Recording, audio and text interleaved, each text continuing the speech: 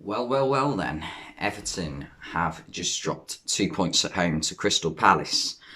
And, you can't say they didn't deserve to, with the amount of chances they had and missed. Um, Calvert-Lewin and Richarlison especially could have had a hat-trick each, I thought. And they didn't. In the first half, Everton should have easily have been 3 or 4-0 up at half-time.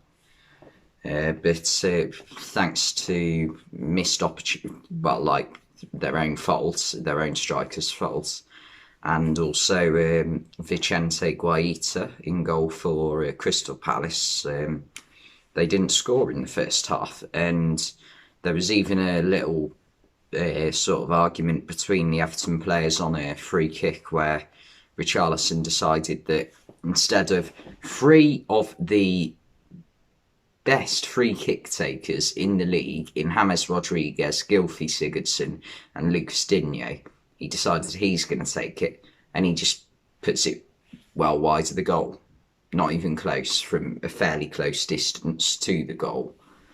So I think he sort of let his team down a bit today, to be fair, Richarlison. However, James Rodriguez, back in the team, played really well today. Same for pretty much the rest of the Everton team, to be honest. Coleman had a good game at right back. Digne played well at left back. I just felt the two forwards for Everton just didn't do their job today, to be honest. Calvert-Lewin's job isn't strictly goal scoring, is it? But he didn't do that part of his job. You could definitely say that. And Crystal Palace, they took advantage of the fact that Everton only scored one. And Roy Hodgson threw on Michy Batshuayi with 5 or 10 minutes to go, and it paid off. Batshuayi just went through the Everton defence and smashed it into the bottom corner. The Everton goal in the second half as well, it was a decent goal. I can't remember who had a shot, it was like a cross shot across the goal. It's gone past everyone, and it's fallen to Coleman. Coleman cuts it back to Rodriguez, and Rodriguez first time puts it in the bottom corner. Good finish. And that was one of Everton's harder chances, and that was the one they scored. They had so many 1-on-1 chances for Richarlison and Calvert-Lewin. It was ridiculous today. And trying to think of if anything else happened. Andre Gomez did get injured for Everton, which was a bit of a downside to them, I guess.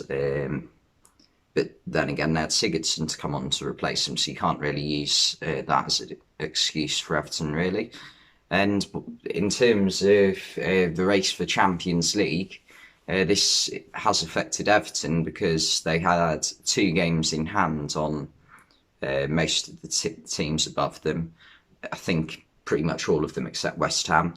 And they're now 3 points behind with 1 game in hand. So they had the chance to go a couple of points ahead of the teams above them, but they haven't taken it. And they've only got themselves to blame, to be honest. So it is good news tonight so far for Liverpool, Tottenham and Chelsea. West Ham are still to play Wolves at the time of talking. And I think that, I don't know really, because West Ham are without Declan Rice apparently because of injury. He's supposed to be out until May now, which isn't good news in terms of England, is it really? But, these things happen. Poor from Everton. You can't say that they deserved the win after that performance. I thought the one thing that you could sort of give Everton credit for was defensively they did quite well today.